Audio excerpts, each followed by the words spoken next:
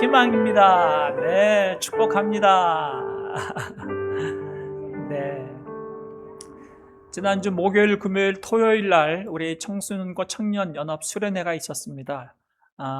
주 하나 된 우리 이렇게 된 주제로 했는데 사진이 굉장히 많이 이렇게 있는데 제가 몇 컷만 준비했는데 우리 음, 어, 신유순 전사님, 또 장혜선 사모, 이정객 집사님과 정민 집사님과 또 송구미 선생님을 통해서 우리 청년들 또 우리 학생들과 함께 한 20여 명이 함께 참여를 했습니다.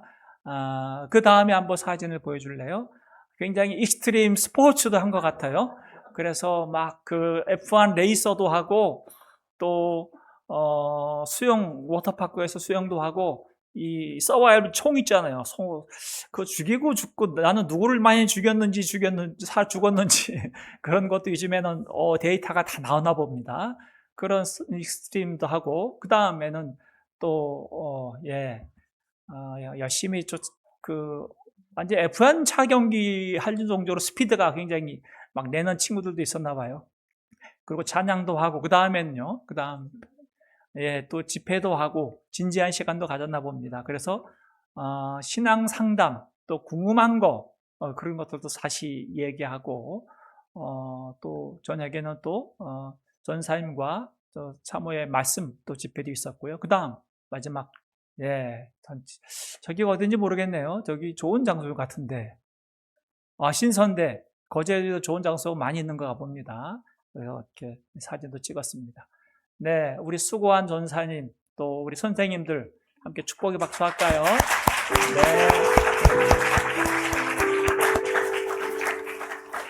네. 다음 주부터는 미라클 특강이 있습니다. 미라클 특강은 1시부터 이렇게 3시까지 이렇게 될 텐데, 피택자 교육 오늘 있겠고요. 그 다음 광고, 피택자 교육을 이따가 1시부터 참여하시기 바랍니다. 다음 주부터 미라클 특강, 엮이는 가정과 성인 아이 치유인데, 여러분들 PPT에도 광고가 나갔는데, 어떤 분들을 초대하면 좋겠는가? 부모와의 관계에 아직도 상처가 남아있는 분들이 있다면 강의가 유익이 될 거고요.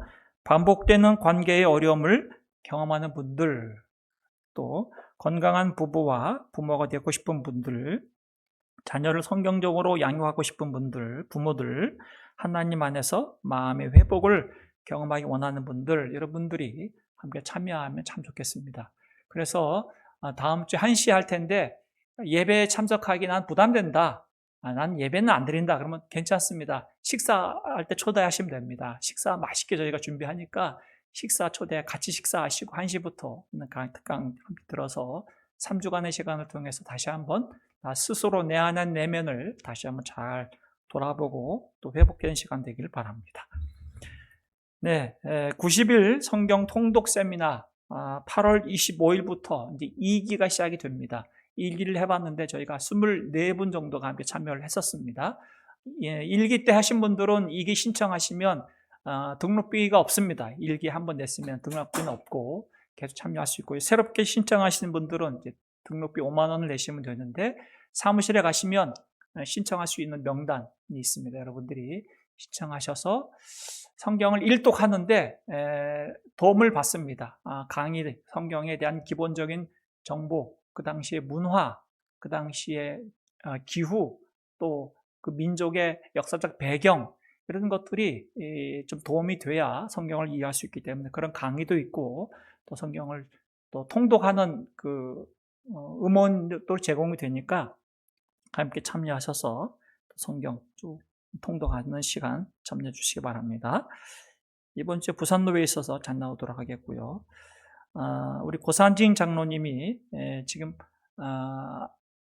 공부를 하고 있습니다. 공부하고 있는 중에 실습 기간이 반드시 필요한 사회복지사 2급 따기 위해서 실습이 필요한데 부산 장애인 종합회관에서 실습을 한 2달간 해야 되는데 주중에는 일을 하기 때문에 부득이하게 주말을 하게 돼서 초량에 있는 호산나 하나로 교회에서 주일 예배를 드리고 토요일 주말과 주일 실습을 하게 돼서 당분간 여러분들이 이제 보지 못하게 됐습니다. 기도해 주시고 실습 잘 맞춰서 그 이후에 하나님께서 더 순적히 잘 인도할 수 있도록 기도해 주시기 바랍니다. 오늘 하나님 말씀, 오늘은 마태복음 6장입니다. 5절로 13절 말씀인데요. 한 절씩 교독하겠습니다. 제가 먼저 읽습니다. 너희는 기도할 때에 유선자들처럼 하지 말아라. 그들은 사람들에게 보이려고 회당과 큰 길 모퉁이에 서서 기도하기를 좋아한다. 내가 진정으로 너희에게 말한다. 그들은 자기네 상을 이미 받았다. 너는 기도할 때에 골방에 들어가고서 숨어서 계시는 너희 아버지께 기도하여라. 그리하면 숨어서 보시는 너희 아버지께서 너에게 갚아주실 것이다. 너희는 기도할 때에 이방 사람들처럼 빈말을 되풀이하지 말아라. 그들은 말을 많이 하여야만 들어주시는 줄로 생각한다. 그러므로 그들을 본받지 말아라. 하나님 너희 아버지께서는 너희가 구하기 전에 너희에게 필요한 것이 무엇인지를 알고 계신다. 그러므로 너희는 이렇게 기도하여라. 하늘에 계신 우리 아버지, 그 이름을 거룩하게 하여 주시며 그 나라를 오게 하여 주시오. 그 뜻을 하늘에서 이루신 같이 땅에서도 이루어 주십시오. 오늘 우리에게 필요한 양식을 내려주시고 우리가 우리에게 죄 지은 자를 용서해 줄 것 같이 우리의 죄를 용서하여 주시오. 다 같이요. 우리를 시험에 들지 않게 하시고 악에서 구하여 주십시오. 나라와 권세와 영광은 영원히 아버지의 것입니다. 아멘. 지난주에 여러분들에게 우리는 복 있는 사람입니다. 시냇가에 심겨진 나무입니다. 이렇게 말씀드렸습니다. 그래서 그 고대 시대에 특별한 사람들만 받을 수 있는 그 문자를 하나님은 돌판에 새겨서 십계명과 율법을 우리에게 주심을 통해서 우리가 하나님의 말씀, 하나님과 함께 생각과 마음을 주고받을 수 있는 자녀로 부름받았다. 그래서 우리는 성경을 읽고 묵상하는 것 자체는 의무, 이렇게 복받는 그런 정도가 아니라 우리가 어떤 격으로 부름받았는지, 우리가 하나님의 자녀다고 하는 것을 다시 확인하고 하나님의 자녀답게 자라기 위해서 필요한 것이 말씀이었다고 합니다. 그래서 말씀을 여러분들이 한 주간 동안 가까이 하셨죠? 네, 말씀을 읽고 또 묵상하고 또 어떤 분은 통독하고 그래서 말씀을 늘 가까이 하는 것이 이 세상 가운데 이 많은 소음 가운데 내가 누구인지를 잃어버리지 않는, 치매에 걸리지 않는 방법입니다. 내가 누구인지 잊어버리게 되면 엉뚱한 짓을 하게 되기 때문에 말씀을 가까이 하시기를 축복합니다. 오늘도 고대 시대로 좀 다시 타임머신 타고 쭉 갔으면 좋겠는데 제가 고대 시대에 그 당시에 인장인데 동그랗게 도장과 같이 있는 돌로 새겨진 건데 이거를 쭉 폈을 때 저런 모양입니다. 제사장의 모습입니다. 저 제사장은 저 원통형 인장을 쭉 이렇게 밀면 좀 진하게 밀면 저렇게 쭉 펴집니다. 펴지면 저런 그림이에요. 근데 저게 제사장이에요. 제사장을 악령을 쫓는 부족을 갖고 있는 제사장인데 제사장의 모습이 어떠냐면 여기에는 지금 어떤 모양 날개가 달렸죠. 신의 모습과 비슷한 신성한 존재로 했는데 물고기 모양의 옷을 입고 있고 날개를 달려 있고 반은 사람이고 반은 괴물 같은 이런 존재, 신성한 존재로 제사장을 그리는 거예요. 왜냐하면 저 제사장의 역할은 악령을 쫓아내는 일을 하기 때문에 그래요. 그래서 신성한 존재 되는 거죠. 고대에 이집트나 바벨로니아, 그 메소포타미아 문명에서 사람이 질병에 걸렸다 하는 것은 두 가지 중에 하나예요. 악령이 걸리거나 또 하나는 신이 진노했기 때문이다. 그렇게 생각해서 이 병을 고치기 위해서는 전문가의 도움이 필요했습니다. 그 전문가가 누구겠어요? 제사장, 무당이었어요. 무당. 그래서 저 제사장 무당은 질병을 치료하는 약도 막 제조해서 약도 먹일 뿐만 아니라 신의 마음을 달래는 신의 이름을 부르고 주문을 외우는 특별한 지식을 갖고 있는 사람이 저 무당, 제사장이었단 말이죠. 그래서 그 쐐기 문자 점토판이 발견이 됐는데 기원전 1000년기 중반 발견된 이 바벨로니아에 있는 이 점토판에는 그 다음에 그림이에요. 좌측에서 우측으로 쭉 이 글이 어떤 글이 쓰여졌냐면, 가라 악한 열병이여 환자의 몸에서 나와라, 하늘의 신 아내 이름으로 명하노니 땅에서 사라져라. 에야 신의 지혜가 나에게 임했으니 너는 더 이상 육신을 지배하지 못한다. 주문이여 효력을 발휘하라, 바다의 깊은 곳으로 물러가라. 이런 글들이 쐐기 문자로 기록되어 있는 거가 고고학자들에 의해서 해석이 된 거죠. 그래서 그런 그 구전으로 전해졌던 이 제사장들의 주문, 그래서 악령을 쫓거나 질병을 치유하는 데 있어서는 이런 지식이 필요했는데 이것은 평민들은 몰라요. 제사장들만 아는 특별한 비밀의 지식이었던 거죠. 신을 달래는 신의 진노를 잠잠케 하는 이 기도문은 독특한 이 제사장 무리들만 갖고 있었던 시대가 있습니다. 그러니까 그 고대 시대에는 문자도 특별한 사람들만 갖고 있고, 그죠? 신과 만나고 신의 마음을 달래는 것도 일반 평민들은 할 수가 없는 거예요. 신이 무서운 존재이기 때문에 제사장들, 전문가들의 그룹을 필요로 했단 말이죠. 로마 시대, 예수님의 당시 로마 시대는 신이 엄청 많았어요. 그 중에 중요한 신이 12신이에요. 그리스 로마 신화 여러분들이 좀 봤는데, 여러분들이 보면 그 12신 중에 기도하는 이 로마인들이 기도하는 기도는 딱 이거예요. 내가 드리면 뭐예요? 당신은 반드시 주어야 합니다 하는 거죠. 그러니까 내가 많이 바치면 당신은 얼마나 줘야 돼요? 많이 줘야 한다. 이게 신과의 어떤 계약, 거래의 관계를 맺는 거죠. 그래서 이 신 중에 대표적으로 12신들이 많이 있는데, 헤라라고 하는 이 여신은 내가 결혼을 할 때, 자녀를 낳을 때 제사를 드려야 하는 거예요. 헤라의 신에게 내가 제사를 잘 드리면 자녀가 생기게 되고 순산하게 된다. 아프로디테라고 하는 신에게 제사를 드리면 자녀가 다산의 복을 받게 된다. 그래서 지혜를 원하는 신도 있고요. 전쟁에 나갈 때 제사를 드리는 신도 있고요. 또 바다의 신, 지진의 신, 이런 신들이 많아요. 그러니 이 세상에 많은 재앙이 있을 때마다, 어려움이 생길 때마다 신이 진노했구나. 그래서 신의 마음을 달래기도 하고, 또 내가 신의 마음을 잘 달랬으면 신이 나에게 복을 주고 자녀도 형통케 하고 지혜도 주고, 그런 기도가 그 당시에 그리스 로마 신화의 로마인들의 기도였단 말이죠. 그래서 신전들이 엄청 많았어요, 그 당시에. 근데 예수님이 오늘 하나님의 아들이 이 땅에 오셔서 하나님을 아바 아버지라 고백하는 이 예수님이 이 땅에 오셔서 하시는 기도가 6장 7절인 기도예요. 다 같이 읽어볼까요? 너희는 기도할 때에 이방 사람들처럼 빈말을 되풀이하지 말아라. 그들은 말을 많이 하여야만 들으신 줄을 생각한다. 이방인들은 주문을 외우고 신의 이름을 부르고 주문을 반복해서 막 외우고, 그리고 신의 마음을 달래기 위해서 정성과 치성을 다하고 많이 탑을 많이 돌든지 손을 많이 빌든지 절을 100번을 하든지 뭔가 그렇게 해야 신의 마음이 시원하게 돼서 복을 준다 생각을 하는 그 이방인들과 같은 기도가 하지 말아라. 지난주에 우리는 이스라엘 백성들이 이집트에서 종살이 하다가, 그렇죠? 종살이 하다가 모세를 통해서 기적적으로 구원을 받고 이제 하나님의 백성, 하나님의 자녀가 되었다 그랬습니다.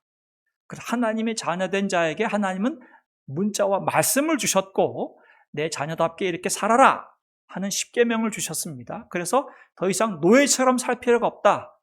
살인할 필요도 없고 거짓말할 필요도 없고 도둑질할 필요도 없다. 그런 얘기를 쭉 하셨단 말이죠. 하나님의 자녀답게 살아라, 그거죠. 그게 쉽겠어요, 어렵겠어요? 어렵죠. 그래서 하나님께서 그게 사는 게 쉽지 않으니 내가 너와 함께 있으며 너의 힘듦을 내가 들어주마. 그게 기도예요. 우리가 하나님께서 제시한 이 말씀을 들었을 때 이게 말씀 한 번 듣고 그냥 순종 착해서 바로 되면 얼마나 좋아요. 그게 잘 안 돼. 그 하나님께서 그래서 내가 너와 임만을 하면서 너의 하소연, 너의 아픔, 탄식, 너의 절망 내가 나한테 토로해라. 그러면서 하나님께서 하시는 말씀이 이제 예수님께서 이 땅에 오셔서 이방인들과 다른 내 백성들은 이런 기도를 해라. 6절 말씀입니다. 다 같이 읽어보겠습니다. 너는 기도할 때에 골방에 들어가 문을 닫고서 숨어서 계시는 내 아버지께 기도하여라. 그리하면 숨어서 보시는 너희 아버지께서 너에게 갚아주실 것이다. 하나님을 누구라고 불러요 지금? 아버지. 고대인들은 신이 무서워서 감히 신은 나갈 수 없으니까 전문가를 대동했단 말이에요. 무당을 가운데 세워놓고 신의 마음을 달래고 신에게 복을 요청했는데 지금 예수님은 천지의 창조주 하나님을 아빠, 아버지 이렇게 부르라 그렇게 하는 거예요. 얼마나 놀라운 이야기예요. 그러니 우리가 누구인가를 기억하는 것이 기도란 말이죠. 이방인들과의 다른 우리는 기도라고 하는 것을 통해서 하나님을 아버지, 아빠 이렇게 부를 수 있는 존재다 하는 것이 예수님께서 하시는 거죠. 그래서 우리는 주문도 필요 없어요. 빈말을 반부리 중언부언이라고 했죠. 빈말을 되풀이할 필요도 없고 제사장 무당도 필요도 없어요. 여러분들이 전보러 무당에 하시는 것 구경하신 분도 계시고 혹시 부적 쓰러 다니신 분들 있으세요? 예전에 부적 쓰신 분 계세요? 가면 무당에 이렇게 막 던지고 엎고 해서 막 이상한 소리 하잖아요. 우리 알아듣지 못한 소리 하면서 신이 뭐라고 자기한테 얘기한다고 그러잖아요. 그게 무당이 하는 역할. 일반인들이 모르는 자기만이 아는 신과의 대화를 한다 그 말이죠. 예수님께서는 그걸 싹 없애셨어요. 하나님을 아빠 아버지라 불러라 그렇게 얘기하신 거죠. 그리고 어디에 들어가서 기도하라? 어디에 들어가서? 골방에 들어가서 문을 닫고 하나님과 1대1로 만나라. 부담돼요, 안 돼요? 여러분이 그 아버지와 1대1로 만나서 편해요? 집에서 혹시 여기 하람이도 있고 또 대한이도 있고 또 주영이도 있고 아빠랑 1대1로 딱 만나서 방 안에서 딱 둘이 이야기하면 어때 편합니까? 어때요? 편해요? 네. 네.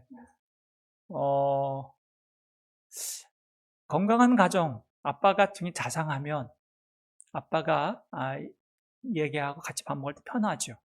그런데 어릴 때부터 뭔가 이 아빠와 어려움을 겪은 사람은 아버지랑 같이 앉아서 있는 그 시간이 너무너무 어려워요.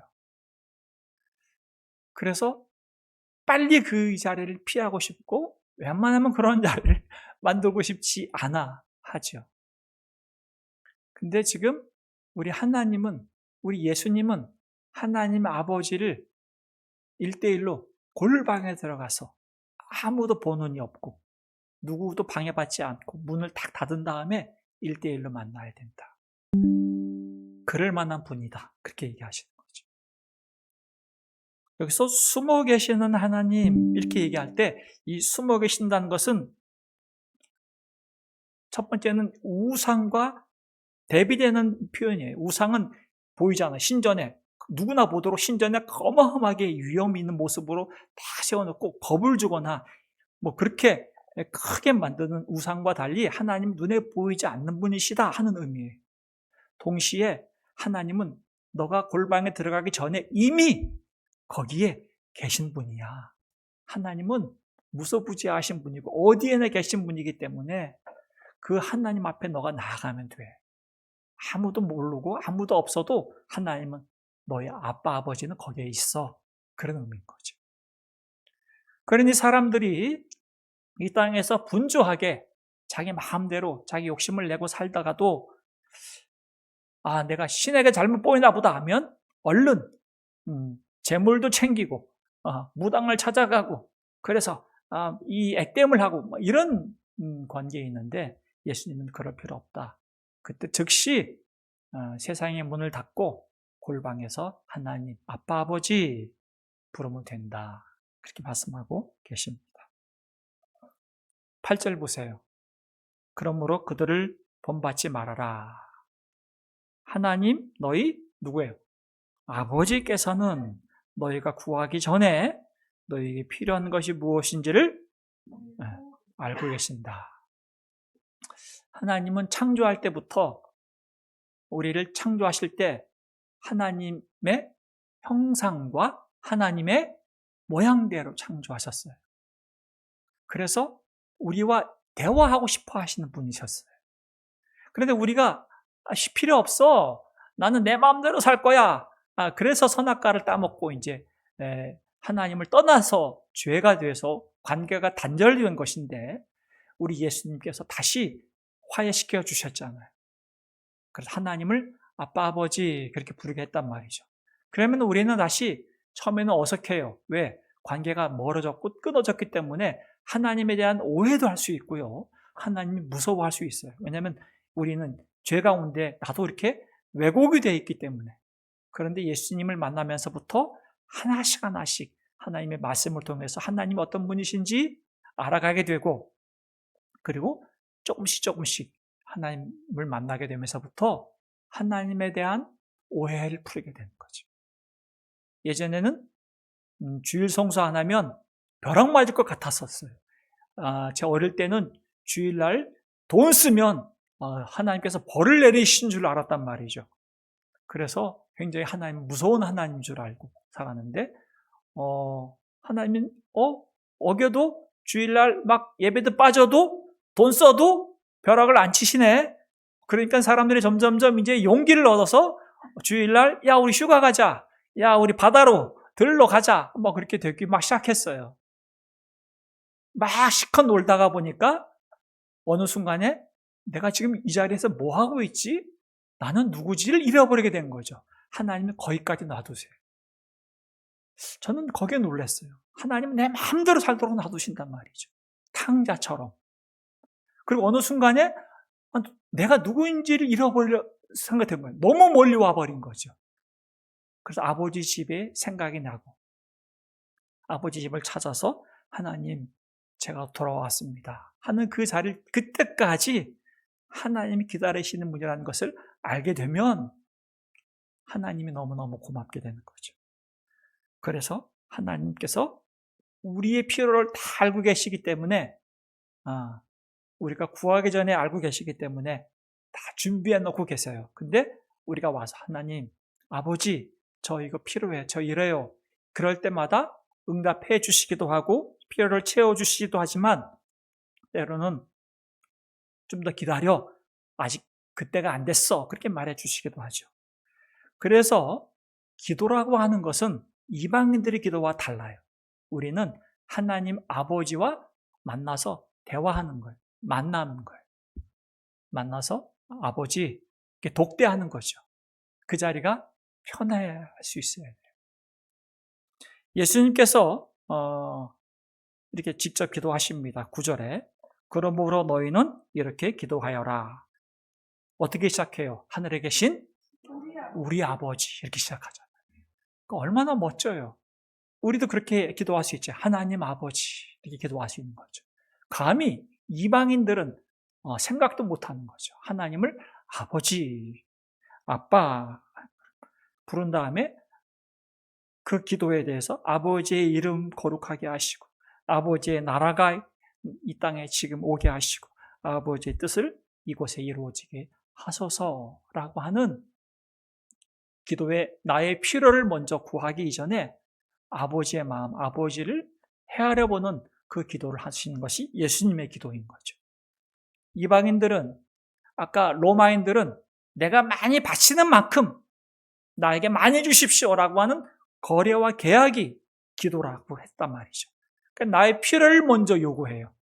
나의 필요, 나의 도움이 필요합니다. 이 문제가 해결되어야 합니다는 것으로 갖고 기도를 한다면 예수님께서 우리에게 가르치신 기도는 내가 누구인지를 먼저 확인하는 기도예요. 나는 아버지의 자녀입니다. 아버지의 이름과 아버지의 나라와 아버지의 뜻이 나의 삶에 가득 충만하기를 원합니다. 그 기도를 먼저 하라는 거예요. 얼마나 감사해요. 그 다음에 하는 기도가 우리의 필요를 채우는 거죠. 11절에 우리에게 필요한 양식을 내려주시고 우리가 우리에게 죄 지은 사람을 용서해 준 것 같이 우리의 죄를 용서하여 주시고 우리를 시험에 들게 하지 않게 하시고 악에서 구하여 주십시오. 우리의 필요, 우리의 연약함을 솔직히 고백하는 기도입니다. 날마다 한 번 1년 평생 먹을 거 한 번 해주시는 하나님이 아니라 매일 골방에 가서 아버지께 나는 아버지의 체험과 아버지의 도움이 필요한 하나님의 자녀입니다. 때를 따라 먹이시는 그 양식을 오늘도 허락해 주십시오 라고 하는 것을 구하고 내가 때로는 시험에 들기도 하고 어렵고 낙심할 때 그때 다른 사람 찾지 말고 아버지 찾으라 그 말이죠. 여러분들이 그 부부 간에도 시험 들 때 있어요 없어요? 부부 간에 있죠. 네, 부부 간에도 시험이 들 때가 있습니다. 저 사람이 그래서 저는 이제 그래 나를 가장 잘하는 적 원수가 적은 항상 어디에 두라. 적은 항상 가장 가까이 두라. 그렇게 얘기하잖아요. 나를 가장 잘 알잖아요. 그래서 나를 가장 잘 알기 때문에 가장 나를 아프게 할 수 있는 존재. 그게 부부인 것 같아요. 그래서 그렇게 사랑스럽다가도 때로는 그렇게 밉기도 하는 것이 부부죠.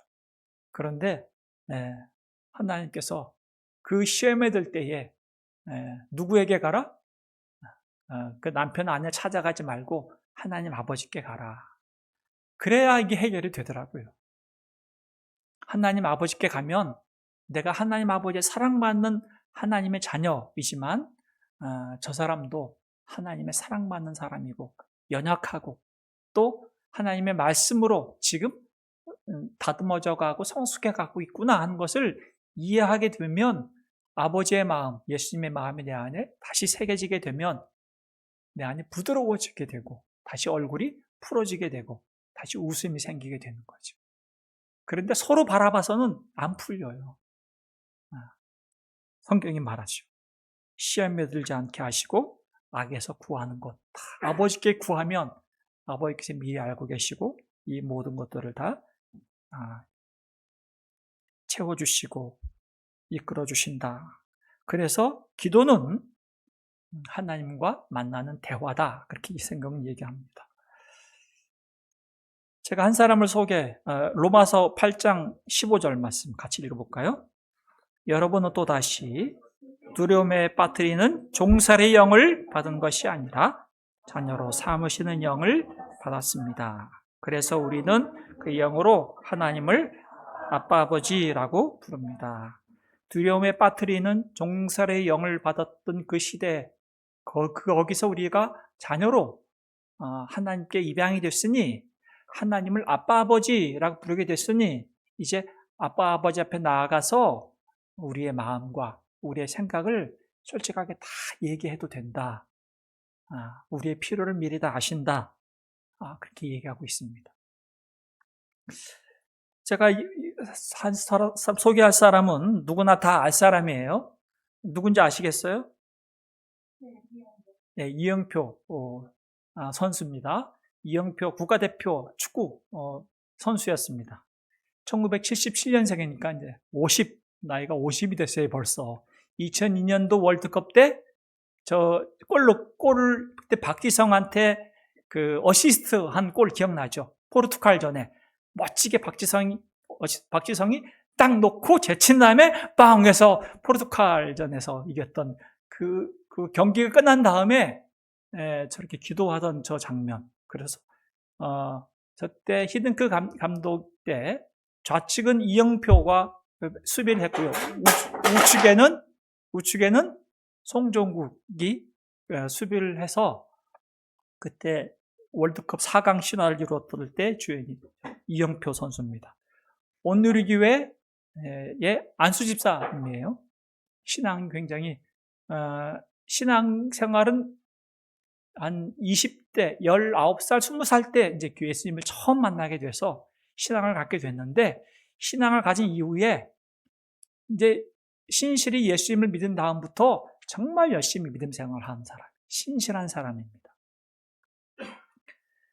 지금은 축구 해설위원도 되지만 풋웨어라고 하는 그 의료업체의 싹스업 대표이사예요. 지금은 이제 기업인이에요. 사업도 하고 있는데, 오른쪽에 지금 희미하게 나왔던 것이 월드컵 전에 자기가 프로 선수 안양 LG에 있을 때 자기가 원했던 기도 제목을 4가지를 적었어요. 그때 4가지. 2002 월드컵을 통해 하나님께 영광을 돌리게 해주세요. 2번째, 16강 진출하게 해주세요. 3번째, 저 유럽에서 뛸 수 있게 해주세요. 4번째, 군대를 정당한 방법으로 면제받게 해주세요. 이게 기도 제목이었어요. 자기도 우연히 그 한참 이후에 이걸 발견해가지고 이제 이걸 그때 간증으로 공개한 건데, 하나님께 이렇게 기도하면서 쓴 거죠. 근데 어느 순간에 돌아보니까 이게 다 이루어진 거예요. 기적적으로.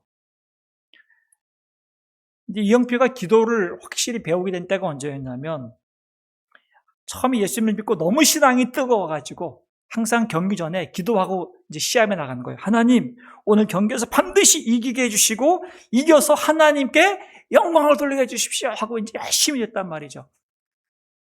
그리고 이제 그 대표팀 평가전에서 또 한번 기도를 열심히 해서 오늘도 승리를 주십시오 기도하는데 갑자기 이런 생각이 든 거예요. 브라질과 지금 축구를 하게 됐는데, 아니 상대팀인 브라질 대표에 나보다 신앙이 훨씬 좋은 사람이 있을 텐데 지금 그도 나와 똑같이 이기게 해달라고 막 기도를 하고 있을 텐데, 그렇다면 하나님은 대체 누구의 기도를 들어주시지? 그렇게 이제 생각이 난 거예요.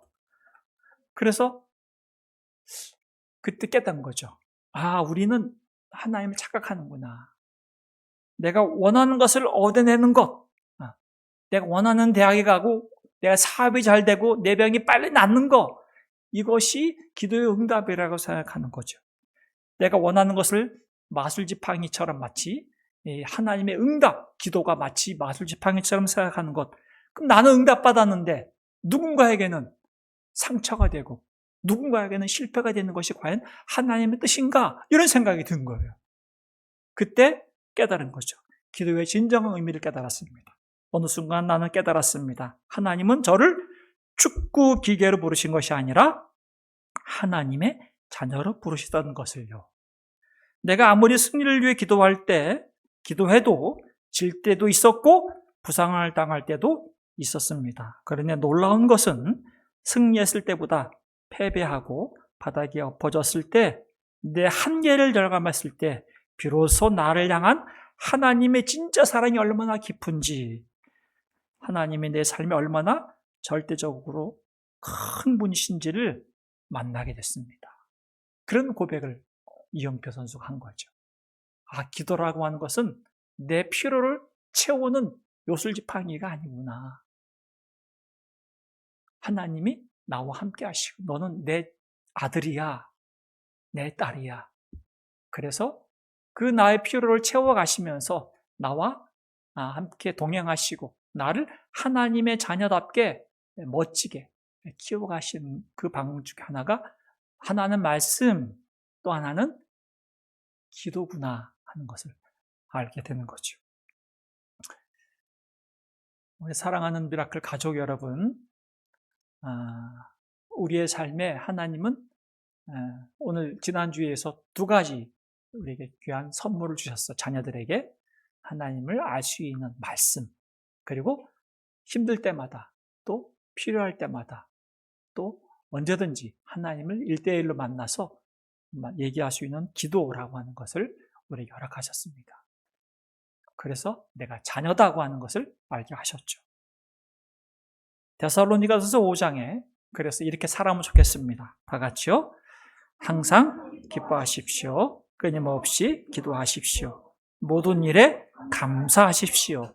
이것이 그리스도 예수 안에서 여러분에게 바라시는 하나님의 뜻입니다. 내 자녀는 이렇게 멋지게 살아봐. 얼마나 멋있어요. 이방인들처럼 무서워하지도 말고 불안해하지도 말고 기뻐하고 당당하게 살아. 나와 함께 살아봐. 이렇게 멋지게 요구하시는 겁니다. 이번 한 주간도 저와 함께 동행하시면서 멋지게 사시기를 주의 이름으로 축복합니다.